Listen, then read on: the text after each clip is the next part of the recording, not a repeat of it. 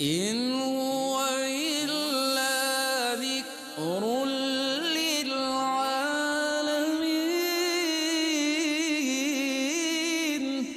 یہ قرآن تو صرف تمام جہان والوں کے لیے نصیحت ہے۔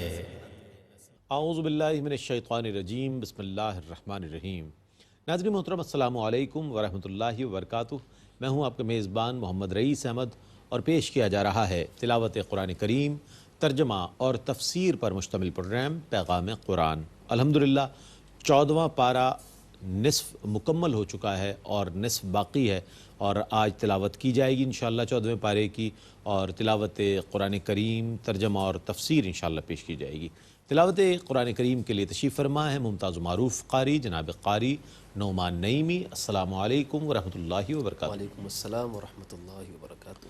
اور تفسیر کے لیے تشریف فرما ہے ممتاز و معروف عالم دین علامہ مفتی محمد عامر صاحب۔ السلام علیکم ورحمۃ اللہ وبرکاتہ۔ وعلیکم السلام ورحمۃ اللہ۔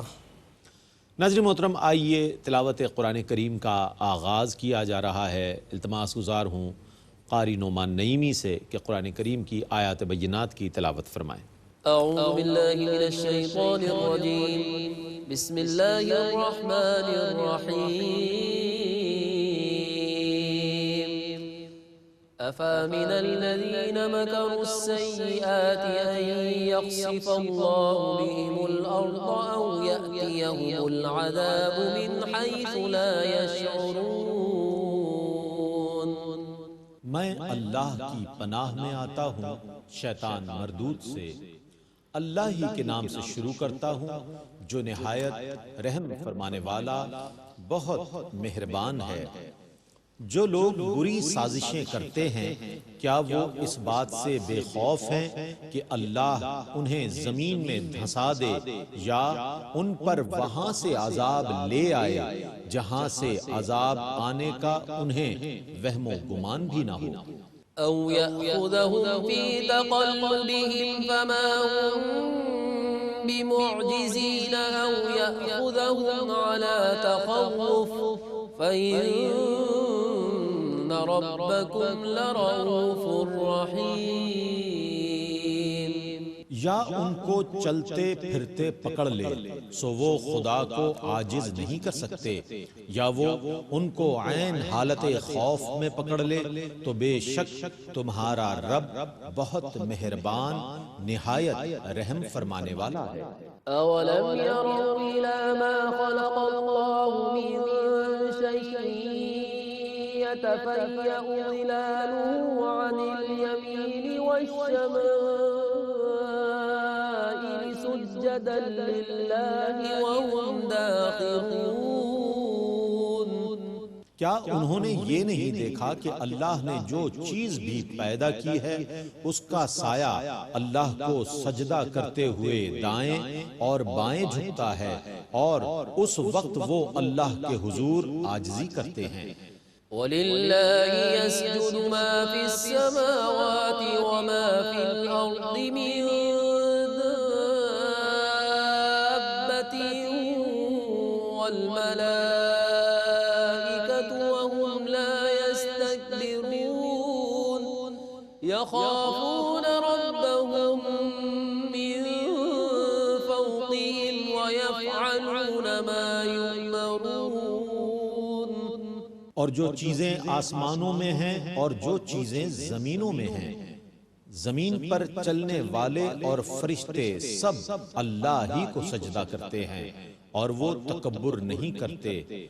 وہ اپنے اوپر اپنے رب کے عذاب سے ڈرتے ہیں، اور وہ وہی کام کرتے ہیں جس کا انہیں حکم دیا جاتا ہے۔ وقال اللہ لا تتخذوا الہین اثنین انما هو الہ واحد فإیای فارہبون۔ اور اللہ نے فرمایا دو کو عبادت کا مستحق نہ بناؤ، وہ اللہ صرف ایک ہی عبادت کا مستحق ہے، سو مجھ سے ہی ڈرو۔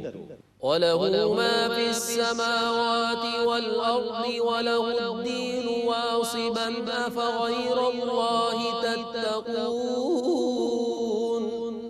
اور جو کچھ آسمانوں اور زمینوں میں ہے سب اسی کی ملکیت ہے اور اسی کی عبادت لازم ہے۔ کیا تم اللہ کے سوا کسی اور سے ڈرو گے؟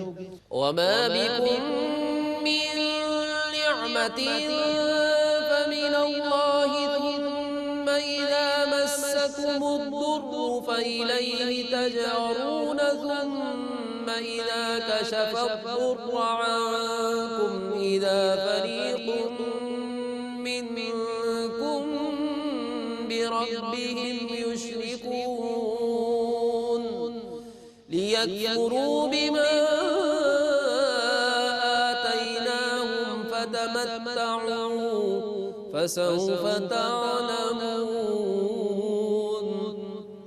تمہارے پاس جو بھی نعمت ہے وہ اللہ کی طرف سے ہے، پھر جب تمہیں کوئی مصیبت پہنچتی ہے تو تم اسی سے فریاد کرتے ہو، پھر جب وہ تم سے اس مصیبت کو دور کر دیتا ہے تو پھر تم میں سے ایک فریق اپنے رب کے ساتھ شریک بنا لیتا ہے تاکہ وہ ہماری دی ہوئی نعمتوں کی ناشکری کریں، سو تم عارضی فائدہ اٹھا لو، پھر تم ان قریب جان لو گے۔ وَيَجْعَلُونَ لِمَا لَا يَعْلَمُونَ نَصِيبًا مِّمَّا رَزَقْنَاهُمْ تَاللَّهِ لَتُسْأَلُنَّ عَمَّا كُنتُمْ تَفْتَرُونَ۔ اور وہ ہماری دی ہوئی چیزوں میں سے ان کا حصہ مقرر کرتے ہیں جن کو وہ جانتے ہی نہیں۔ تم جو کچھ افطرا کرتے ہو، اللہ کی قسم تم سے اس کے متعلق ضرور پوچھا جائے گا۔ وَيَجْعَلُونَ لِلَّهِ الْبَنَاتِ سُبْحَانَهُ وَلَهُم مَّا يَشْتَهُونَ۔ اور وہ فرشتوں کو اللہ کی بیٹیاں قرار دیتے ہیں، اللہ اس سے پاک ہے اور اپنے لیے وہ جس کو وہ پسند کرتے ہیں یعنی بیٹے۔ وَإِذَا بُشِّرَ أَحَدُهُم بِالْأُنثَىٰ ظَلَّ وَجْهُهُ مُسْوَدًّا وَهُوَ كَظِيمٌ۔ اور جب ان میں سے کسی کو بیٹی کی بشارت دی جاتی ہے تو اس کا منہ سارا دن سیاہ رہتا ہے اور وہ غمزدہ رہتا ہے۔ يَتَوَارَىٰ مِنَ الْقَوْمِ مِن سُوءِ مَا بُشِّرَ بِهِ أَيُمْسِكُهُ عَلَىٰ هُونٍ أَمْ يَدُسُّهُ فِي التُّرَابِ أَلَا سَاءَ مَا يَحْكُمُونَ۔ وہ اس بشارت کو برا سمجھنے کی وجہ سے لوگوں سے چھپتا رہتا ہے، وہ سوچتا ہے کہ ذلت کے ساتھ اس کو رکھ لے یا اس کو زندہ زمین میں دبا دے۔ سنو وہ کیسا برا فیصلہ کرتے ہیں۔ لِلَّذِينَ لَا يُؤْمِنُونَ بِالْآخِرَةِ مَثَلُ السَّوْءِ وَلِلَّهِ الْمَثَلُ الْأَعْلَىٰ وَهُوَ الْعَزِيزُ الْحَكِيمُ۔ جو لوگ آخرت پر ایمان نہیں لائے انہی کی بری صفات ہیں اور اللہ کی بہت بلند صفات ہیں اور وہی بہت غلبے والا بڑی حکمت والا ہے۔ وَلَوْ يُؤَاخِذُ اللَّهُ النَّاسَ بِظُلْمِهِم مَّا تَرَكَ عَلَيْهَا مِن دَابَّةٍ وَلَٰكِن يُؤَخِّرُهُمْ إِلَىٰ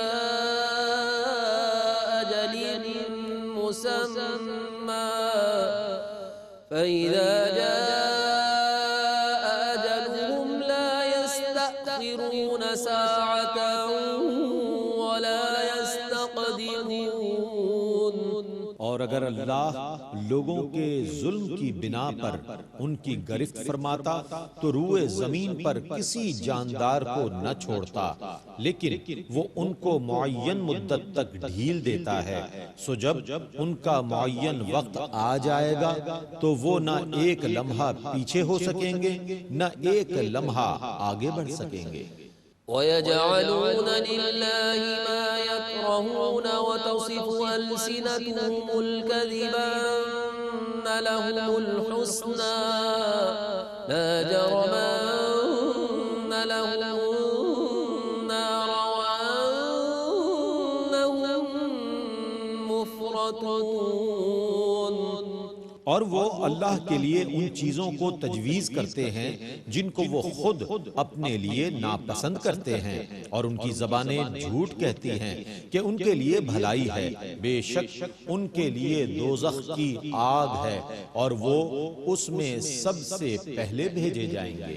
تاللہ لقد أرسلنا إلى أمم من قبلك فزين لهم الشيطان أعمالهم فهو وليهم اليوم ولهم عذاب أليم. اللہ کی قسم، ہم نے آپ سے پہلے بھی کئی امتوں کی طرف رسول بھیجے، بس شیطان نے ان کے اعمال کو مزین کر دیا، سو آج وہی ان کا دوست ہے اور ان کے لیے دردناک عذاب ہے. وما أنزلنا عليك الكتاب إلا لتبين لهم الذي اختلفوا فيه وهدى ورحمة لقوم يؤمنون. اور ہم نے آپ پر یہ کتاب صرف اس لیے نازل کی ہے تاکہ آپ اس چیز کو صاف بیان کر دیں جس میں یہ اختلاف کرتے ہیں، اور یہ کتاب مومنوں کے لیے ہدایت اور رحمت ہے. والله أنزل من السماء ماء فأحيا به الأرض بعد موتها إن في ذلك لآية لقوم يسمعون. اور اللہ نے آسمان سے پانی برسایا، پھر اس پانی سے زمین کو اس کے مردہ ہونے کے بعد زندہ کیا، بے شک اس میں ان لوگوں کے لیے ضرور نشانی ہے جو غور سے سنتے ہیں. وَإِن لَكُمْ فِي الْأَنْعَامِ لَعِبْرَةً نُسْقِيكُم مِّمَّا فِي بُطُونِهِ مِن بَيْنِ فَرْثٍ ودم لبنا خالصا سائغا للشاربين. اور بے شک مویشیوں میں بھی تمہارے لیے غور کا مقام ہے. ہم تمہیں اس چیز سے پلاتے ہیں جو ان کے پیٹوں میں گوبر اور خون کے درمیان ہے، اور وہ خالص دودھ ہے جو پینے والوں کے لیے خوشگوار ہے. ومن ثمرات النخيل والأعناب تتخذون منه سكرا ورزقا حسنا إن في ذلك لآية لقوم يعقلون. اور ہم تمہیں کھجوروں اور انگوروں کے پھلوں سے پلاتے ہیں، تم ان سے میٹھے مشروبات تیار کرتے ہو اور عمدہ رزق، بے شک اس میں عقل والوں کے لیے ضرور نشانی ہے. وَأَوْحَى رَبُّكَ إِلَى النَّحْلِ أَنِ اتَّخِذِي مِنَ الْجِبَالِ بُيُوتًا وَمِنَ الشَّجَرِ وَمِمَّا يَعْرِشُونَ. اور تیرے رب نے شہد کی مکھی کے دل میں ڈالا کہ وہ پہاڑوں میں اور درختوں میں اور اونچے چھپروں میں گھر بنائے. ثم كلي من كل الثمرات فاسلكي سبل ربك ذللا يخرج من بطونها شراب مختلف ألوانه فيه شفاء للناس إن في ذلك لآية لقوم يتفكرون. پھر تو ہر قسم کے پھلوں سے رس چوس، پھر اپنے رب کے بنائے ہوئے آسان راستوں پر چلتی رہ، ان کے پیٹوں سے رنگ برنگ کا مشروب نکلتا ہے، اس مشروب شہد میں لوگوں کے لیے شفا ہے، بے شک اس میں غور و فکر کرنے والوں کے لیے ضرور نشانی ہے۔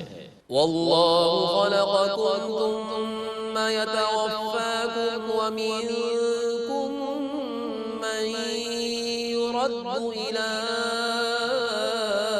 أرذل العمر لكي لا يعلم بعد علم شيئا إن الله عليم قدير۔ اور اللہ نے تمہیں پیدا کیا، پھر وہی تم کو وفات دے گا، اور تم میں سے بعض کو ناکارہ عمر کی طرف لوٹا دیا جاتا ہے تاکہ انجام کار وہ حصول علم کے بعد کچھ بھی نہ جان سکے۔ بے شک اللہ نہایت علم والا، بے حد قدرت والا ہے۔ والله فضل بعضكم على بعض في الرزق فما الذين فضلوا براد رزقهم على ما ملكت أيمانهم فهم فيه سواء أفبنعمة الله يجحدون۔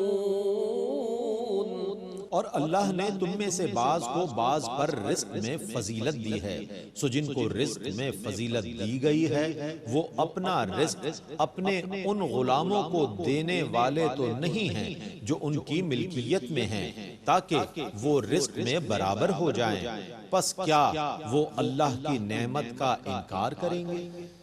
والله جعل لكم من أنفسكم أزواجا وجعل لكم من أزواجكم بنين وحفدة ورزقكم من الطيبات أفبالباطل يؤمنون وبنعمة الله هم يكفرون۔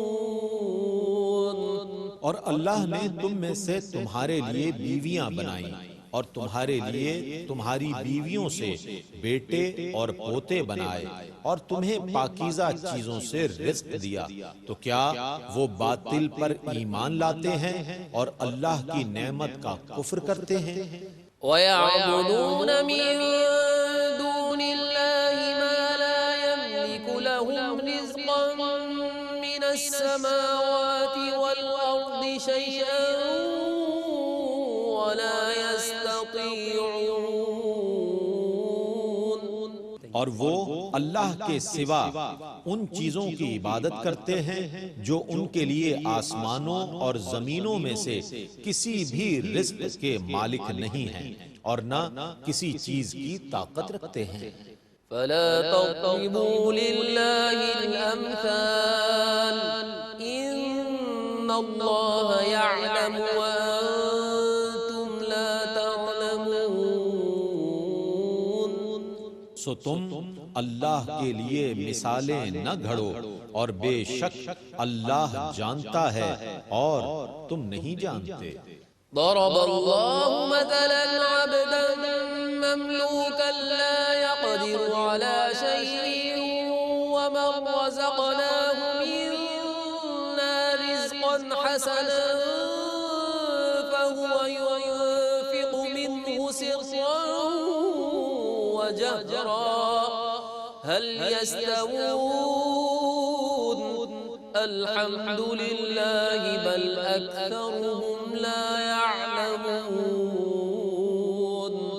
اللہ ایک ایسے غلام کی مثال بیان فرماتا ہے جو کسی کی ملکیت میں ہے اور کسی چیز پر قادر نہیں ہے، اور دوسرا ایسا شخص ہے جس کو ہم نے اپنی طرف سے عمدہ رزق عطا فرمایا ہے، سو وہ اس میں سے پوشیدہ طور سے اور ظاہراً خرچ کرتا ہے۔ کیا یہ دونوں شخص برابر ہیں؟ تمام تعریفوں کا مستحق اللہ ہے، بلکہ ان میں سے اکثر لوگ نہیں جانتے۔ وضرب الله مثلا رجلين أحدهما أبكم لا يقدر على شيء وهو كل على مولاه أينما يوجهه لا يأتي يستوي هو ومن يأمر بالعدل وهو على صراط مستقيم. اور اللہ ایک اور مثال بیان فرماتا ہے. دو مرد ہیں، ان میں سے ایک گونگا ہے جو کوئی کام نہیں کر سکتا، اور وہ اپنے مالک پر بار ہے. اس کا مالک اسے جہاں بھی بھیجے وہ کوئی خیر کی خبر نہیں لاتا. کیا یہ شخص اس کے برابر ہو جائے گا جو نیکی کا حکم دیتا ہے اور وہ راہ راست پر ہے؟ وَلِلَّهِ غَيْبُ السَّمَاوَاتِ وَالْأَرْضِ وَمَا أَمْرُ السَّاعَةِ إِلَّا كَلَمْحِ الْبَصَرِ أَوْ هُوَ أَقْرَبُ إِنَّ اللَّهَ عَلَى كُلِّ شَيْءٍ قَدِيرٌ. اور آسمانوں اور زمینوں کا سب غیب کا علم اللہ ہی کے ساتھ خاص ہے، اور قیامت کا وقوع صرف پلک جھپکنے میں یا اس سے بھی جلد ہوگا. بے شک اللہ ہر چیز پر قادر ہے. والله أخرجكم من بطون أمهاتكم لا تعلمون شيئا وجعل لكم السمع والأبصار والأفئدة لعلكم تشكرون. اور اللہ نے تم کو تمہاری ماؤں کے پیٹوں سے پیدا کیا. اس وقت تم کچھ بھی نہیں جانتے تھے، اور اس نے تمہارے کان اور تمہاری آنکھیں اور تمہارے دل بنائے تاکہ تم اللہ کا شکر ادا کرو. ألم يروا إلى الطير مسخرات في جو السماء ما يمسكهن إلا الله إن في ذلك لآيات لقوم يؤمنون. کیا ان لوگوں نے آسمان کی فضا میں پرندے نہیں دیکھے جو اللہ کے نظام کے تابع ہیں؟ انہیں اللہ کے سوا کوئی گرنے سے نہیں روکتا. بے شک اس میں ایمان لانے والوں کے لیے ضرور نشانیاں ہیں. والله جعل لكم من بيوتكم سكنا وجعل لكم من جلود الأنعام بيوتا تستخفونها يوم ظعنكم ويوم إقامتكم ومن أصوافها وأوبارها وأشعارها أثاثا ومتاعا إلى حين.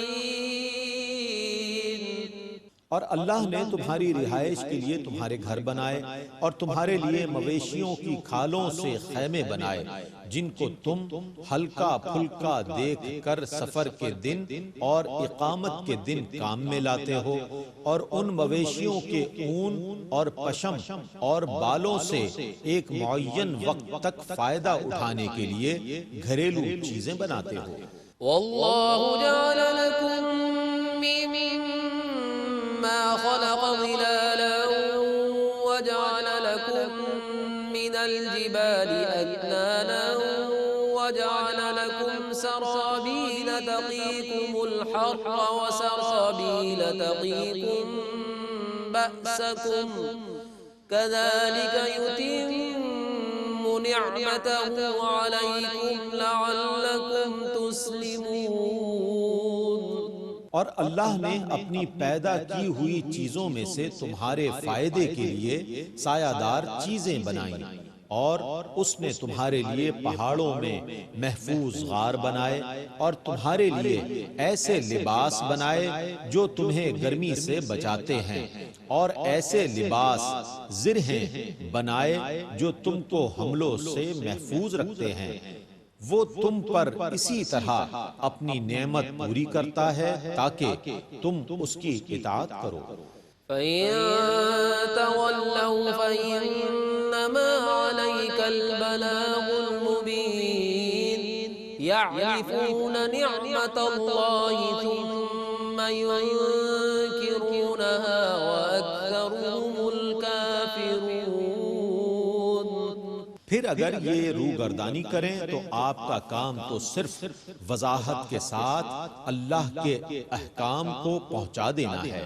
یہ لوگ اللہ کی نعمتوں کو پہچانتے ہیں، اس کے باوجود پھر ان کا انکار کرتے ہیں اور ان میں سے اکثر کافر ہیں. ويوم نبعث من كل أمة شهيدا ثم لا يؤذن للذين كفروا ولا هم يستعتبون. اور جس دن ہم ہر امت سے ایک گواہ پیش کریں گے پھر کافروں کو بولنے کی اجازت نہیں دی جائے گی اور نہ ان سے عتاب دور کرنے کا مطالبہ کیا جائے گا. وَإِذَا رَأَى الَّذِينَ ظَلَمُوا الْعَذَابَ فَلَا يُخَفَّفُ عَنْهُمْ وَلَا هُمْ يُنظَرُونَ. اور جب ظالم لوگ عذاب دیکھیں گے تو ان سے نہ عذاب میں تخفیف کی جائے گی اور نہ ان کو مہلت دی جائے گی. وَإِذَا رَأَى الَّذِينَ أَشْرَكُوا شُرَكَاءَهُمْ قَالُوا رَبَّنَا هَؤُلَاءِ شُرَكَاؤُنَا الَّذِينَ كُنَّا نَدْعُو مِن دُونِكَ فَأَلْقَوْا إِلَيْهِمُ الْقَوْلَ إِنَّكُمْ لَكَاذِبُونَ. اور جب مشرکین اپنے شرکاء کو دیکھیں گے تو کہیں گے کہ اے ہمارے رب، یہ ہیں ہمارے وہ شرکاء جس کی ہم تیرے سوا عبادت کرتے تھے. تو وہ جواب میں کہیں گے کہ بے شک تم ضرور جھوٹے ہو. وَأَلْقَوْا إِلَى اللَّهِ يَوْمَئِذٍ السَّلَمَ وَضَلَّ عَنْهُمْ مَا كَانُوا يَفْتَرُونَ. الَّذِينَ كَفَرُوا وَصَدُّوا عَن سَبِيلِ اللَّهِ زِدْنَاهُمْ عَذَابًا فَوْقَ الْعَذَابِ بِمَا كَانُوا يُفْسِدُونَ. اور اس دن وہ اطاعت شعاری کرتے ہوئے اللہ کے سامنے گر جائیں گے اور جو کچھ وہ بہتان باندھتے تھے وہ ان سے جاتے رہیں گے. جن لوگوں نے کفر کیا اور لوگوں کو اللہ کے راستے سے روکا ہم ان کے عذاب پر مزید عذاب بڑھا دیں گے کیونکہ وہ فساد کرتے تھے. وَيَوْمَ نَبْعَثُ فِي كُلِّ أُمَّةٍ شَهِيدًا عَلَيْهِمْ مِنْ أَنفُسِهِمْ وَجِئْنَا بِكَ شَهِيدًا عَلَى هَؤُلَاءِ وَنَزَّلْنَا عَلَيْكَ الْكِتَابَ تِبْيَانًا لِكُلِّ شَيْءٍ وَهُدًى ورحمة وبشرى للمسلمين. اور جس دن ہم ہر امت کے خلاف انہی میں سے ایک گواہ پیش کریں گے اور اے رسول مکرم ہم ان سب پر آپ کو گواہ بنا کر پیش کریں گے اور ہم نے آپ پر ایسی کتاب نازل کی ہے جس میں ہر چیز کا روشن بیان ہے اور وہ مسلمانوں کے لیے ہدایت، رحمت اور بشارت ہے. تلاوت قرآن کریم اور ترجمہ پیش کیا گیا. آئیے ان آیات کو سمجھنے کے لیے، ان کی تفسیر کے لیے اور ان کی تفہیم کے لیے بڑھتے ہیں تفسیر قرآن کی جانب. میں ملتمس ہوں حضرت علامہ مفتی محمد عامر صاحب سے کہ ان آیات بینات کی تفسیر فرمائیں. بسم اللہ. اعوذ باللہ من الشیطان الرجیم. بسم اللہ الرحمن الرحیم. انما هو الہ واحد وإیای فارہبون. سوائے اس کے نہیں کہ تمہارا الہ ایک ہے، تمہارا رب ایک ہے، تمہارا معبود ایک ہے، سو تم اسی سے ڈرو. اللہ تبارک و تعالیٰ نے یہ فرمایا کہ اسی سے ڈرا جاتا ہے جو تمہارا رب ہو، جو تمہارا خالق ہو. اور وہ چونکہ ایک ہے اس لیے انسانوں کو ہر ایک سے نہیں بلکہ صرف ایک سے ڈرنا چاہیے. ہر ایک سے ڈرنا جو ہے وہ عقل مندی نہیں ہے، بلکہ اللہ تبارک و تعالیٰ ہی خالق ہے، سو اسی سے ڈرنا چاہیے۔ اور پھر اللہ تبارک و تعالیٰ نے اس کے لیے دلائل اور موٹیویشن فرمائی۔ وَلَهُ مَا فِي السَّمَاوَاتِ وَالْأَرْضِ، اسی کا ہے زمین و آسمان میں جو کچھ بھی ہے۔ وَلَهُ الدِّينُ وَاصِبًا، اور اس کا دین قائم و دائم ہے۔ یہاں پر دین کو قائم اور دائم ہونے سے مراد دو طرح کی لی جاتی ہیں کہ زمین و آسمان جب اس کا ہے تو اس کے اندر دین یعنی سسٹم بھی اسی کا ہے، بے شک اس کائنات کے اندر نظام بھی اسی کا ہے۔ تو اللہ رب العزت نے فرمایا کہ جب اس کائنات کے اندر نظام اس کا چل رہا ہے پورے زمین اور آسمان کے اندر، تو یہ کیسا ہو سکتا ہے کہ جو نظام اس نے انسانوں کے لیے دیا ہے وہ قائم اور دائم نہ رہے؟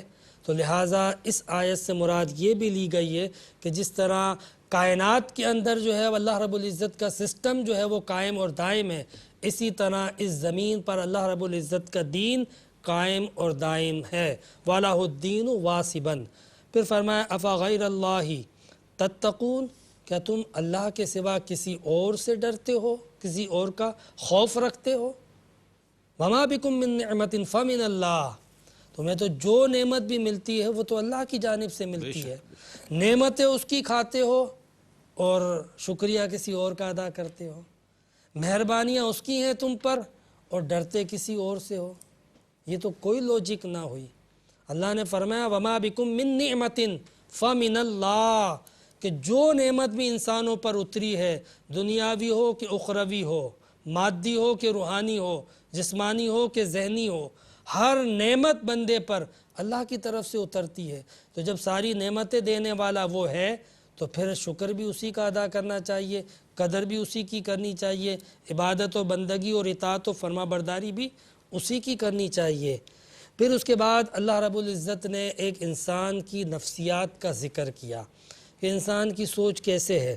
انسان جو ہے اس کی حالت یہ ہے کہ ثم اذا مسکم الضر فالیہ تجأرون، کہ بندے کو جب کوئی پریشانی ہوتی ہے تو بندہ کیا کرتا ہے، اسی کی پناہ میں جاتا ہے۔ کوئی مشکل آتی ہے اللہ کو یاد کرتا ہے، کوئی پریشانی آتی ہے پھر اسے خدا یاد آ جاتا ہے۔ اللہ رب العزت نے فرمایا ثم اذا کشف الضر عنکم اذا فریق منکم بربہم یشرکون، لیکن جب ہم اس پریشانی کو جب بندہ یاد کرتا ہے اور ہم اس پریشانی کو اٹھا دیتے ہیں تو پھر بندہ ہمیں بھلا دیتا ہے، پھر اسے پرواہ نہیں ہوتی ہے۔ تو یہ بندوں کی نفسیات ہے۔ اور ایسا بھی ہوا ہے کہ بندہ جو ہے وہ مشکل میں تو خدا کو یاد کرتا ہے اور جب مشکل ٹل جاتی ہے تو اپنے دوسرے معبودوں کو یاد کرتا ہے اور ان کے چڑھاوے چڑھاتا ہے، ان کے لیے حصے نکالتا ہے، باطل معبودوں کے لیے۔ تو اللہ رب العزت نے اس کا ذکر کیا کہ اذا فریق منکم بربہم یشرکون، کہ ان میں سے ایک فریق ایسا ہے کہ جب ان سے مصیبت ٹلتی ہے تو پھر شرک کرتا ہے، کوئی آفت، کوئی قحط، کوئی مصیبت نازل ہوتی ہے خدا کو یاد کرتا ہے، مصیبت جہاں ٹلی تو پھر وہ اپنے دھندے پہ لگ جاتا ہے، انہی فاسقانہ، فاجرانہ اور مشرکانہ کاموں میں۔ پھر مشرکین کا تذکرہ کرتے ہوئے اللہ رب العزت نے ان کی ایک سوچ پر بڑی کڑی تنقید فرمائی۔ وہ کیا کرتے تھے؟ مشرکین کہتے تھے کہ فرشتے اللہ تعالیٰ کی بیٹیاں ہیں، وَيَجْعَلُونَ لِلَّهِ بَنَاتِ، فرشتوں کو انہوں نے بیٹیاں کہا تو اللہ تعالیٰ نے کہا کہ یہ اللہ تعالیٰ کے لیے بیٹیاں ثابت کرتے ہیں یہ لوگ۔ اللہ رب العزت نے پہلے تو عقیدے کی بات کی، سبحانہ وَلَهُمْ يَشْتَهُونَ، اللہ تبارک و تعالیٰ جو ہے وہ تو پاک ہے، اللہ تبارک و تعالیٰ بیٹوں سے بھی پاک ہے، بیٹیوں سے بھی پاک ہے، مگر یہ کافر جو اللہ تبارک و تعالیٰ کے لیے بیٹیاں ثابت کرتے ہیں، یہ جو اپنی طرف سے اللہ تبارک و تعالیٰ کی بیٹیاں فرشتوں کو قرار دیتے ہیں، اگر یہ خدا کو مانتے ہیں اور ان کی نظر میں خدا کی احمد کسی سطح پر بھی ہے، کچھ بھی بہتر ہے کسی سطح پر بھی، تو کم از کم یہ اپنے لیے جو پسند کرتے ہیں وہی خدا کے لیے پسند کرتے۔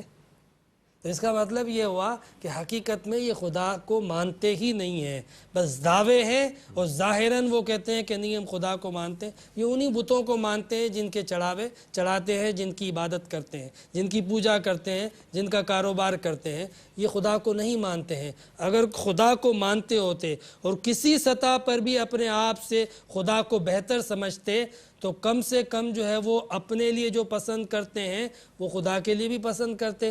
اپنے لیے تو یہ بیٹیاں پسند نہیں کرتے ہیں، قرآن خود کہہ رہا ہے کہ جب انہیں بیٹی کی خوشخبری دی جاتی ہے تو اس دن ان کا چہرہ کالا پڑ جاتا ہے، وہ پورا دن غصے میں گزرتا ہے، یعنی بیٹی سے اتنی نفرت، اپنے لیے وہ بیٹا پسند کرتے تھے اور بیٹی سے جب نفرت کرتے تھے تو اللہ کے لیے کیوں بیٹیاں؟ تو یہ اللہ رب العزت نے ان کی ایک جو ہے وہ بڑی کڑی جو ہے وہ پکڑ فرمائی، اور اللہ رب العزت نے فرمایا میں تو بیٹے اور بیٹیوں دونوں سے پاک ہوں، بے شک، میں تو خالق ہوں، بے شک، نہ میری بیٹیاں ہیں نہ میرے بیٹے ہیں، میرے لیے سب مخلوق ہیں، لیکن تم جو اپنے باطل گمان کے مطابق سمجھتے ہو کہ یہ فرشتے جو ہے وہ اللہ تعالیٰ کی اولاد ہے، تو کم سے کم وہ اولاد ہی مانتے جو تم اپنے لیے پسند کرتے ہو، تم نے تو وہ اولاد مانی جو اپنے لیے بھی پسند نہیں کرتے ہو۔ تمہارا حال یہ ہے کہ جب تم میں سے کسی کو بیٹی کی خوشخبری دی جاتی تھی تو تمہارے چہرے سیاہ پڑ جاتے تھے اور پورا دن جو ہے وہ غصے میں گزرتا تھا۔ یتوارا من القوم من سوء ما بشر به، اور جس شخص کو بیٹی کی پیدائش کی خوشخبری دی جاتی تھی رئیس بھائی، وہ اپنا منہ چھپاتا پھرتا تھا قوم سے، یہ قرآن بتا رہا ہے، یعنی یہ باقاعدہ ایسا ہوتا تھا کہ وہ اپنا چہرہ لوگوں سے چھپاتا تھا۔ اور کیوں چھپاتا تھا؟ ایمسکو علی ہون ام یدسہ فی التراب، کہ میں یا تو اب ذلت کے ساتھ اس کو پالوں اور اس سوسائٹی میں، اس کالونی میں ذلیل بن کے رہوں، یا پھر اس کو مٹی کے اندر دفن کر دوں۔ یعنی جس کے گھر پیدائش ہوتی تھی بیٹی کی، اس کے پاس صرف دو چوائس ہوتی تھی، نمبر ایک یہ کہ وہ ذلیل بن جائے اس معاشرے میں، بے شرم بن جائے، لوگ اس کو تانے دے کہ بیٹی کا باپ ہے، بیٹی کا باپ ہے، یا پھر یہ کہ وہ اس کو زمین میں دفن کر دے، اس کے علاوہ کوئی چوائس نہیں تھی۔ قربان جائیے قرآن کی عظمت پر کہ قرآن نے ایک نئی چوائس پیش کی، ایک نیا تصور پیش کیا، اور یہ قرآن نے پیش کیا۔ میں کہتا ہوں کہ جتنی بھی خواتین ہیں، عورتیں ہیں، وہ احسان مانیں یہاں پر قرآن کا، کیونکہ ہر خاتون کسی کی بیٹی ہے، بے شک، بے شک، اور یہ بیٹیوں پر احسان قرآن نے کیا کہ کل تک انسانوں کے پاس تیسری چوائس نہ تھی، لیکن پھر میرے مصطفیٰ نے کہا کہ بیٹی رحمت ہے، بیٹی نعمت ہے، بیٹی جنت کی بشارت ہے، بیٹیوں کی پرورش کرنے والا وہ ایسا ہوگا جنت میں میرے ساتھ بالکل۔ سبحان اللہ، سبحان اللہ۔ بیٹیوں کی وجہ سے رزق ملتا ہے، رحمت اترتی ہے اللہ تبارک و تعالیٰ کی۔ تو یہ چوائس کس نے دی؟ یہ قرآن نے دی چوائس، حالانکہ ان کے پاس کوئی اور چوائس نہ تھی۔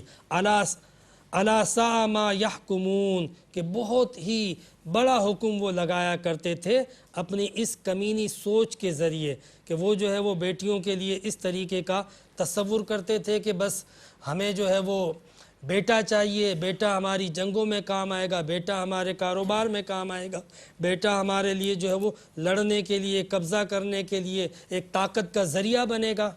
لیکن انہیں یہ نہیں پتا کہ بیٹی کتنی بڑی طاقت ہے۔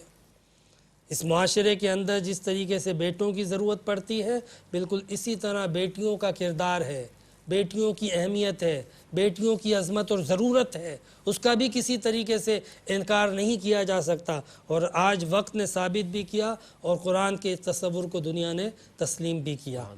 اس کے بعد اللہ رب العزت نے اس سورت کا جو سب سے اہم حصہ ہے یعنی سورہ نحل، تو شہد کی مکھی کے بارے میں فرمایا وَأَوْحَى رَبُّكَ إِلَى النَّحْلِ أَنِ اتَّخِذِي مِنَ الْجِبَالِ بُيُوتًا وَمِنَ الشَّجَرِ وَمِمَّا يَعْرِشُونَ، کہ اللہ رب العزت نے وہی فرمائی شہد کی مکھی کی طرف۔ وہی سے مراد یہاں یہ ہے کہ اللہ رب العزت نے ودیت کر دیا، اس کی شرست میں ڈال دیا، اس کی طبیعت اور نیچر میں ڈال دیا، اس کی طبیعت ثانیہ بنا دی اللہ تبارک و تعالیٰ نے، کہ شہد کی مکھی کی ایک عادت بنا دی کہ وہ اپنے چھتے بنائے پہاڑوں پر، درختوں پر یا بیلوں پر۔ تو آپ دیکھیں کہ شہد کے چھتے اگر دنیا میں کہیں ملیں گے تو وہ ان 3 جگہوں پر ملیں گے، اس کے علاوہ چوتھی جگہ پر نہیں ملے گا۔ تو اس لیے نہیں ملے گا کہ شہد کی مکھی کو بنانے والے نے جو ہدایات دی ہیں، یہ بات وہ کہہ رہا ہے، کیا بات ہے، سبحان اللہ۔ جس نے شہد کی مکھی کو بنایا اور جس نے شہد کی مکھی کو چھتا بنانا سکھایا، اور شہد کی مکھی کو چھتا بنانے کی جس نے ہدایت دی ہے نا، اس نے ان 3 جگہوں کی اس کو ہدایت دی ہے۔ تو اس لیے آپ کو انہی 3 جگہوں پہ شہد کی مکھی کے چھتے نظر آئیں گے۔ اللہ رب العزت نے یہ وحی کی شہد کی مکھی کی طرف۔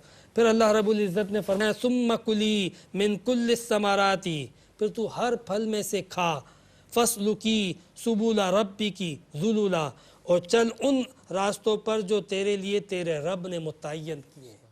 یہ شہد کی مکھی کے لیے اللہ تبارک و تعالیٰ نے جو ہے وہ مخصوص راستے متعین کیے ہیں، مخصوص پھول متعین کیے ہیں کہ ان پھولوں کے پاس جانا ہے اور ان میں سے تمہیں رس کو چوسنا ہے، اور چوس کے آ کے واپس جو ہے وہ شہد کے چھتے میں جمع کر دینا ہے۔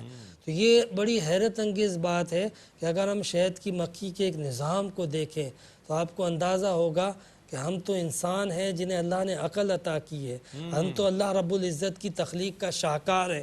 جب ایک مکھی کو اللہ تبارک و تعالیٰ نے اتنی اجتماعی زندگی، اتنی تمدنی زندگی بسر کرنے کا شعور عطا کر دیا، جس طرح وہ اپنے اندر ایک ٹریننگ سینٹر قائم کرتی ہیں، ان کے اندر ایک ملکہ مکھی ہوتی ہے، ایک باقاعدہ اس کی ہدایت پر سب کو جو ہے وہ چلنا پڑتا ہے، پھر ایک گھر بنایا جاتا ہے، اور گھر کے اندر جو ان کی کاریگری ہوتی ہے، مطلب آج کے دور کا کوئی ماہر آرکیٹیکٹ بھی اس ٹیکنالوجی کو جو ہے وہ نہیں لا سکتا۔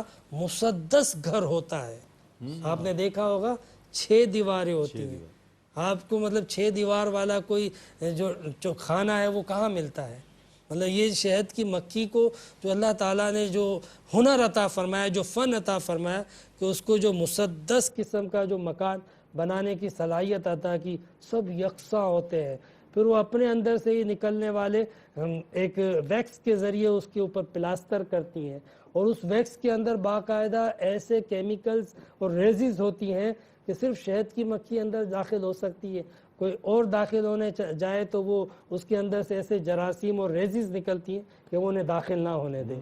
اور شہد کی مکھی میں سے بھی وہ شہد کی مکھی کہ جو شہد بنانے والی چیزیں ہیں وہ لے کر آئے گی تو داخل ہو سکے گی، اور اگر کوئی اور چیز غلط چیز لے کر آئے گی تو وہ داخل نہیں ہو سکے گی اس گھر کے اندر۔ اس ویکس کے اندر اللہ تعالیٰ نے یہ ایک قدرتی سسٹم رکھا ہے، اس لیے رکھا ہے کہ اندر میں شہد بنے گا، وہ چیز بنے گی جس کے لیے قرآن نے کہا ہے شفا ہے، جس کے لیے قرآن نے کہا ہے شفاء للناس۔ تو اللہ تعالیٰ نے بندوں کے لیے جب کسی چیز کو شفا کے طور پہ، دوا کے طور پہ بنایا تو پھر اس کے لیے کتنے محفوظ انتظام کیے، مطلب میڈیکل پوائنٹ آف ویو سے دیکھیں آپ، حفظان صحت کے تناظر میں آپ دیکھیں کہ کتنا محفوظ انداز سے اللہ رب العزت نے شہد کو بنانے کا انتظام کیا، باقاعدہ اس کے اندر جو ہے وہ ایک ٹریننگ سینٹر قائم کیا، ملکہ مکھی جو ہے اس کو باقاعدہ بنایا گیا جو سب کو ہدایت دیتی ہے، سب کو مینیج کرتی ہے، سب کی ڈیوٹیز لگاتی ہیں، وہ اپنے اپنے وقتوں پر جاتی ہیں، رب کی ان متعین راہوں پر چلتی ہیں جس کا ان کو ذکر کیا گیا ہے، جس کے بارے میں ان کو بتایا گیا ہے، اور پھر ان راہوں پہ جا کے، ان جگہوں پہ جا کے وہ باقاعدہ جو ہے وہ ان رسوں کو چوس کر آتی ہیں۔ پھر کیا ہوتا ہے؟ یخرج من بطونها شراب مختلف الوانہ فیہ شفاء للناس، کہ پھر اس میں سے جو ہے وہ مختلف رنگوں کا مشروب نکلتا ہے۔ آج تک ہم سمجھتے تھے کہ شہد کی مکھی صرف شہد بناتی ہے، لیکن یہاں پہ یہ قرآن کہہ رہا ہے کہ یخرج من بطونها شراب مختلف الوانہ، یہ جمع کا صیغہ ہے کہ اس میں سے مختلف رنگوں کے مشروب نکلتے ہیں۔ آج جب تحقیق کی تو سائنسدانوں نے وہ 6 قسم کے مشروب جو ہے وہ چھتے میں سے نکالے، تو ایک نہیں، شہد ایک ہے، بی وینم ہوتا ہے، پولن ہوتا ہے، ویکس ہوتا ہے، اس طرح کئی چیزیں ہیں جو ٹوٹل 6 بنتی ہیں، جن کے کلر الگ الگ ہوتے ہیں، جن کی رنگت بھی جدا ہوتی ہے، جن کے ذائقے بھی جدا ہوتے ہیں، اور جن کے استعمال کے مقاصد اور مفادات بھی جدا ہوتے ہیں۔ تو یہ اللہ رب العزت نے قرآن حکیم کے اندر ان جدا جدا چیزوں کو جو ایک جگہ جمع ہو رہی تھی قرآن پاک میں بیان کیا، تو اس سے پتہ چلا کہ واقعی اللہ کا کلام ہے اور حق ہے۔ یہ اللہ کی کلام کی حقانیت و صداقت کا اعلان ہے کہ قرآن کن سچائیوں کو اور کائنات کے اندر موجود کن حقائق و لطائف کو اور کن رازوں کو آشکار کر رہا ہے کہ انسان نہ صرف ان تک پہنچے، ان کو مسخر کرے، ان کو سمجھے، بلکہ ان سے باقاعدہ فائدہ اٹھائے۔ سبحان اللہ۔ تو اس قرآن کو اگر ہم پڑھیں تو نہ صرف یہ کہ ہمیں دنیا میں کامیابی، ہدایت، شفا ملے گی، بلکہ روحانی علاج بھی ہوگا اور دل کے لیے بھی شفا کا سامان اس قرآن کے اندر موجود ہے۔ کاش کہ اس قرآن سے ہماری وابستگی ہو جائے۔ وآخر دعوانا ان الحمد للہ رب العالمین۔ بہت شکریہ مفتی صاحب، بہت خوبصورت انداز میں مفتی صاحب تفسیر بیان فرما رہے تھے، اور اس دعا پر ہم بھی آمین کہیں گے کہ جو دعا فرمائی مفتی صاحب نے کہ اللہ تعالیٰ قرآن کریم سے ہمیں وابستہ فرما دے، اور ایسا وابستہ فرما دے کہ اس کے تمام احکام پر عمل کرنے کی ہمیں توفیق عطا فرمائے۔ اللہ تعالیٰ سے دعا ہے کہ ARYQTV کے اس اہتمام کو، اس انتظام کو قبول فرمائے اپنی بارگاہ میں، قرآن کریم کا فیضان اور عرفان ہمیں اور آپ کو، ہم سب کو نصیب فرمائے، اسلام پر زندگی عطا فرمائے، ایمان پر موت، اور بروز حشر نبی کریم علیہ السلام کی شفاعت عظمیٰ سے بہرہ مند فرمائے۔ اس کے ساتھ ہی اپنے میزبان محمد رئیس احمد کو اجازت دیجیے۔ اللہ حافظ۔ إن هو إلا ذكر للعالمين